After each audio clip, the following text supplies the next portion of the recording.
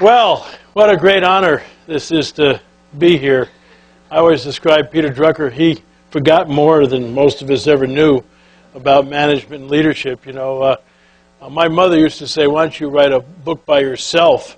And I've only written 2 books by myself, one on golf. So many people helped my golf game, I didn't know who to write it with. And a book on my spiritual journey. But Peter wrote 35 books by himself. And so I ran out of material pretty early. So it's just such an honor because he's such a guru in our field and a great human being. So to be part of this centennial and to spend some time with Warren Bennis and Charles Handy tomorrow, what a thrill. I just, be happy to, carry the water bucket for those guys. So I really enjoy being here. Let me just share with you what I'm spending most of my time now is trying to help people lead at a higher level. And we define leading at a higher level as helping people accomplish worthwhile goals while taking into consideration the needs and concerns of all involved. Making money is not a worthwhile goal. It is a byproduct of doing good things. And so when we talk about leading at a higher level, we're really talking about, in many ways, a triple, a quadruple bottom line, which I wish Wall Street would adopt, which is that profit is the applause you get for taking care of your customers, treating your people well, and being a good citizen in your environment. And you want to be a provider of choice, you want to be an employer of choice, you want to be a citizen of choice, and sure, you want to be the investment of choice too. I was reading, I was telling the group earlier, a wonderful quote from the Dalai Lama recently, and he said that businesses are complex organizations. They are not money-making machines.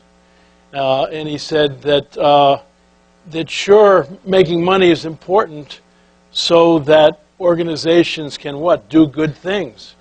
But he said human beings can't survive if they don't have food or water.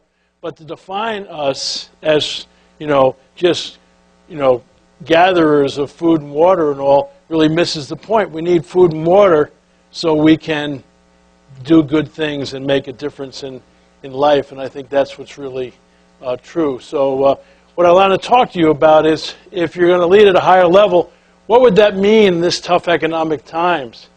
And I'm suggesting to people that there's 3 things we need to focus on in tough economic times if we're going to lead at a higher level. The first one is, as leaders, we need to be bearers of hope. If you're not hopeful, then your people are in big trouble.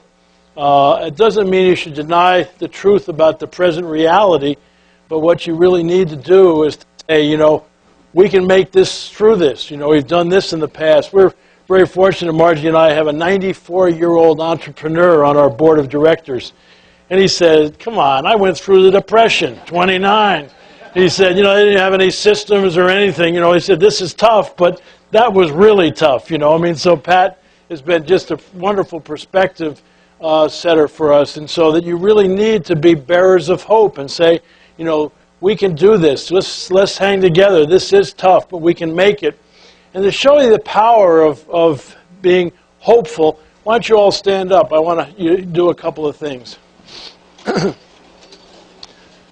First, what I want you to do is, within the limits of where you're sitting, I'd like you to take about 30 seconds and greet as many people as you possibly can, but greet them in a special way. Greet them as if they're unimportant and you're looking for somebody much more important to talk to. So if you could... Okay.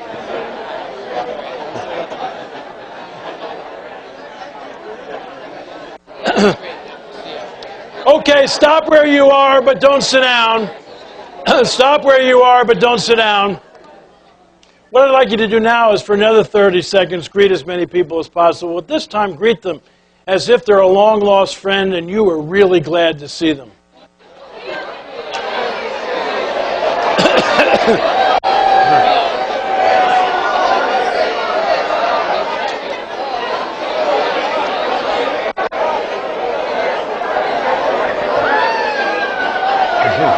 Okay, you can sit down. You can sit down. You can sit down. When I'm not in California, I always say to people, why do you think I did that, besides I'm from California? And we're going to bring in some hot tubs a little bit later. But the reason I did that is that if you want to run a great organization, great family, great church and all, you have to know how to manage people's energy, including your own. Which of the two activities was there more energy in the room, the first one or the second one? Second one, significant. And what did I do to change the whole energy? All I changed was what you were thinking about. From a negative thought, these are unimportant people, to a positive thought, these are long-lost people. And all of a sudden, the energy in the room changed, see? And it's really interesting. I don't know how many of you know that the brain and the computer have a lot in common. You know what they have in common? Both the brain and the computer do not know the difference between the truth and what you tell it. When you put information in a computer, it doesn't say these facts are wrong, where'd you get these facts? The computer will do whatever it can with the input you give it. What have we said about the computer for years? Garbage in, what? Garbage out. You know the brain is the exact same way? Your brain doesn't know the difference between the truth and what you tell it. If you woke up this morning and looked in the mirror and said, you were fabulous, your brain is going to say, who are you kidding? You know, I know you a lot better than that. And so one of the things that's just amazing is the power of what? Being a positive force and being a thing of hope and helping program people's minds in a positive way. I'm not talking about in a negative way. And what's so interesting is that when you start to be hopeful and send positive messages to people, what happens to their behavior? I didn't tell you how to behave, did I? But how did you behave when I said these are unimportant people? Very little eye contact, shoulders down, very little touching past by each other. And then I said these are long-lost friends. What happened? Your faces lit up, you started to laugh, you started to hug each other. I didn't tell you what to do. But just changing your energy by what I put in your brain changed the whole behavior in the room and changed the energy. And so I can't say enough about that. I started a golf school a number of years ago. I'm a golf nut. And it was so funny, you know, I'm not a teacher of golf, but I worked on the mental part of golf, which is such an amazing game because golf is so much like life because you get good breaks you don't deserve, you get bad breaks you don't deserve, you get good breaks you do deserve, you get bad breaks you do deserve. Sometimes you're playing better than you should and you got to deal with success. Sometimes you're playing worse and you got to deal with failure. All in 4.5 hours. And that stupid ball is just sitting there and nobody else can deal with it but you. So it's really kind of fascinating. But we would have people come to our golf school and say, oh, I'm terrible out of sand traps.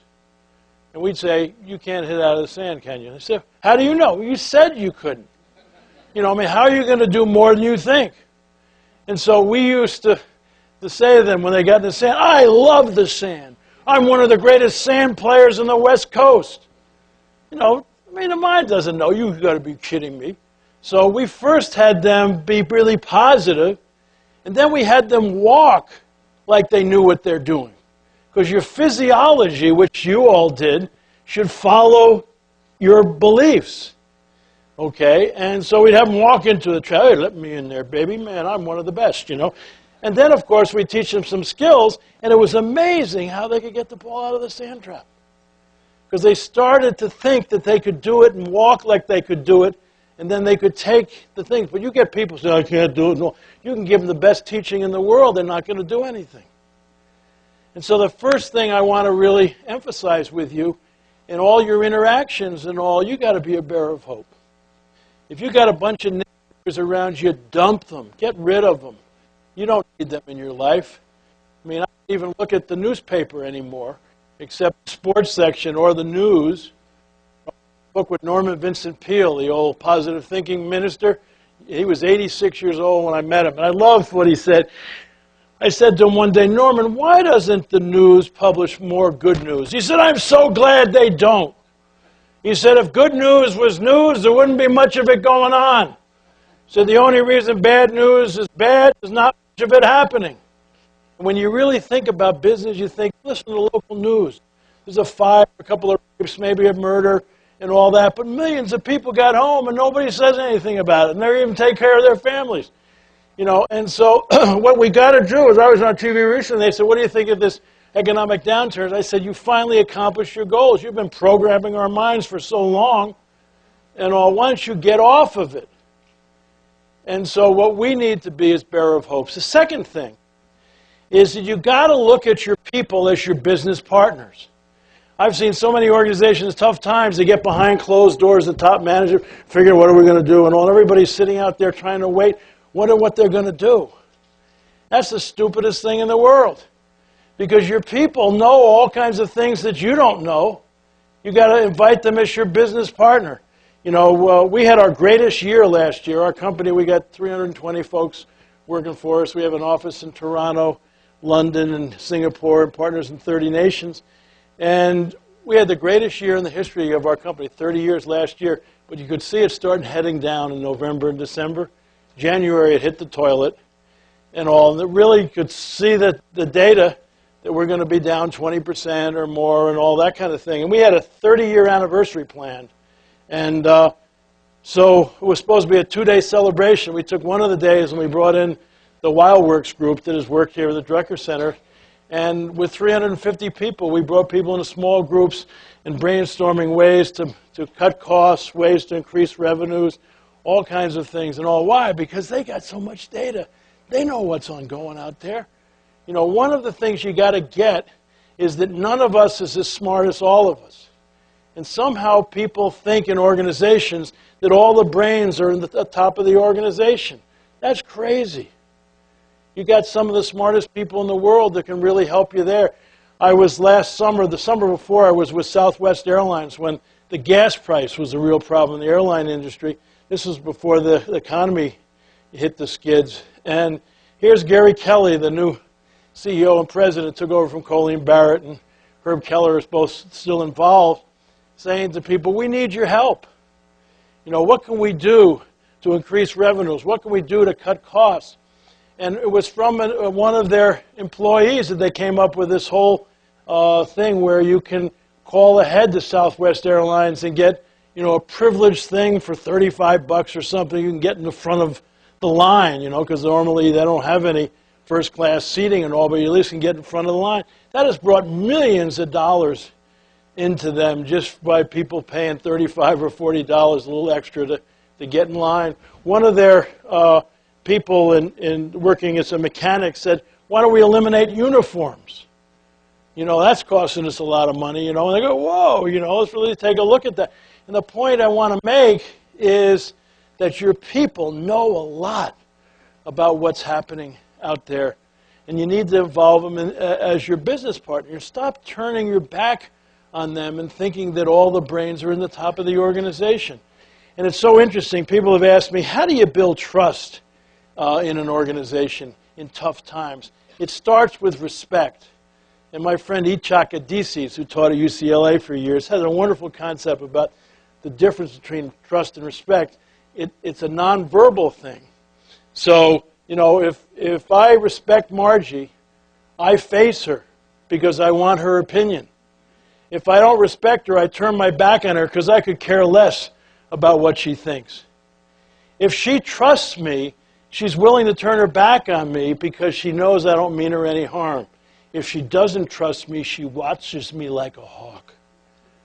And see, one of the things is if you will face your people and bring them into the decision-making and share data with them in terms of, boy, in our meeting at the end of February, we shared everything with our people. We do it every quarter, including our bank loans. Where are we there? What kind of money can we borrow? And all that. A lot of people say, God, I've never been in a company that did like that. Well, we need your help. You've got to have the information. I was working with a president who owned a bunch of restaurants one time. And I was trying to say, you've got to have your people as your business partner. And he was running around like this with the balance sheet and all this kind of stuff. So one night we went into his biggest restaurant about 10 at night when they were kind of cleaning up and everybody had pretty well left. And we got everybody into the dining room. We had dishwashers, pot washers, chefs, receptionists, bus boys, everybody. And we got them into round tables of about 6, and we said, at your table, why don't you all talk and come out and share with us at the end of the discussion of every sales dollar that comes into this restaurant, what do you think falls to the bottom line in terms of profit that can be returned to the owners or reinvested in the business? You know the least that was guessed at any table? 40 cents. 2 tables guessed 70%. You know what the profit margin in a restaurant is? Any restaurant people here? If you can keep 5 cents, you're excited. 10 cents, you know, you're in ecstasy.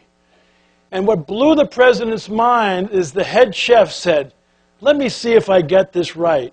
If we buy a steak for $6 and we sell it for $20 and our profit margin then is $1 and I burn a steak, we have to sell 6 steaks for no profit to make up for my wastage. He already had the thing figured out.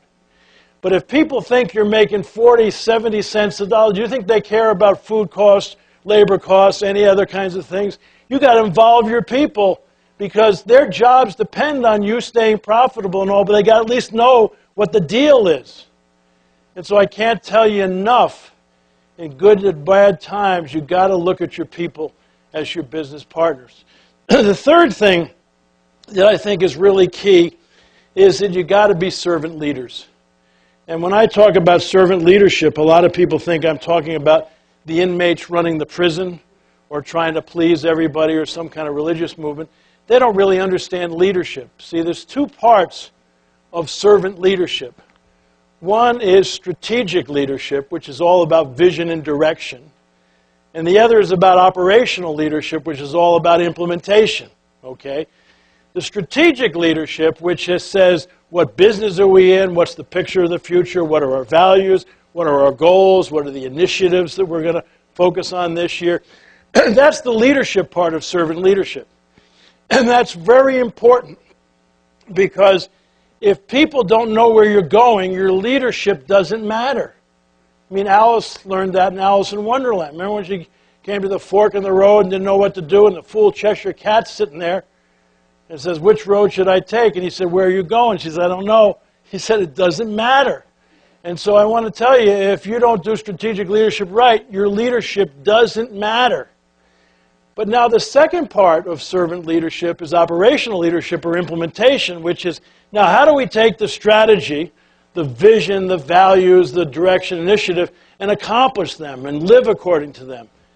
And now what you got to do is that the strategic part, the leadership part of servant leadership, that's the responsibility of the traditional hierarchy. It doesn't mean that you don't involve other people, but people look to the hierarchy for direction and vision and where are we going and all these kinds of things. And so that's their responsibility. And then you want, once you've done that, you want people to join your organization who will be responsive to the strategy, to the vision and the direction that you've set. Now, when it comes to operational leadership or implementation, now the traditional hierarchy doesn't work. What you have to do is philosophically turn it upside down so that now the leaders at the top who set the vision and direction and the strategy and all, they're at the bottom as head cheerleaders, supporters, encouragers. And who's at the top? The people closest to the customers. And this is the most tough thing for most organizations. And the reason why they don't get much help from their customers or their people is they got big egos at the top of the organization. And they want to keep the hierarchy alive and well for implementation, see? You want to make sure you know who's in charge and who's this and all. And so what happens is you have all the energy in the organization sucking up the hierarchy. If there's a conflict between a customer need and what your boss wants you to do, who wins? The boss. You're no idiot because they're evaluating you, so you better suck up the hierarchy. And what happens is that the customers now are left there in the middle of a duck pond. Wayne Dyer, the great personal growth guy, years ago said there's 2 kinds of people in life. There are ducks and there are eagles. And what do ducks do? They go quack, quack, quack, quack, quack, quack, quack. And what do the eagles do? They soar above the crowd. Okay, you can always tell an organization run by self-serving leaders because the hierarchy is alive and well, because if you got a problem with the customer, they go quack, quack, it's our policy, quack, quack, I just work here, quack, quack, I didn't make the freaking rules, Quack, quack, do you want to talk to my supervisor? Quack, quack, quack, quack, quack, quack, quack, quack. And that's what they're doing. They're just quacking away at you. And that's a real problem, where you can always tell when the organization's turned upside down, because what are you doing? You're dealing with eagles who can soar above the crowd. They'll say, don't worry, I'll get back to you. I'll take care of it and all. They can bring their brains to work. Just to show you a couple of fun examples of this. When I travel, I have this thing I put around my neck. I call it my geezer pouch, you know. As you get older, you forget things. And in my geezer pouch, I have my passport, and I have my license, and my ticket, and my itinerary, and a pen and pencil. And I go around the airport, you know, and all that, you know, and I got everything here. So one day I loaded my geezer pouch, and I left it on my desk, see. And I'm pulling into the airport in San Diego, and I got no official identification. And I got to get on this plane. I don't have time to go back home. Fortunately, the first airlines I went to was Southwest Airlines. Now, the only book I've ever written that I got my picture on the front cover is I wrote one with Don Shula, the old Miami Dolphins coach. You know, they took our picture in Miami Stadium. So I ran into the bookstore at the airport, and luckily they had a copy, and I bought it, see.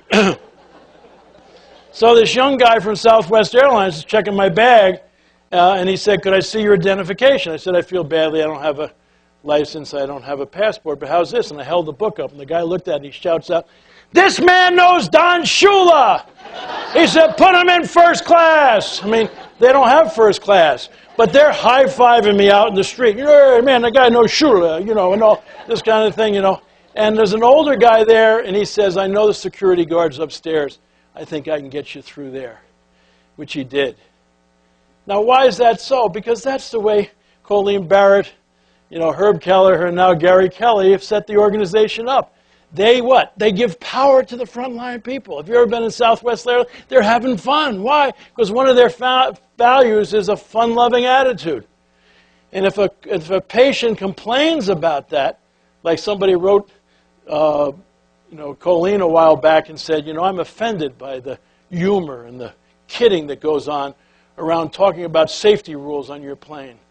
Normal airlines would write back and say, I so appreciate your note, and I'll talk to our frontline people, and here's a couple of, you know, coupons to fly and all.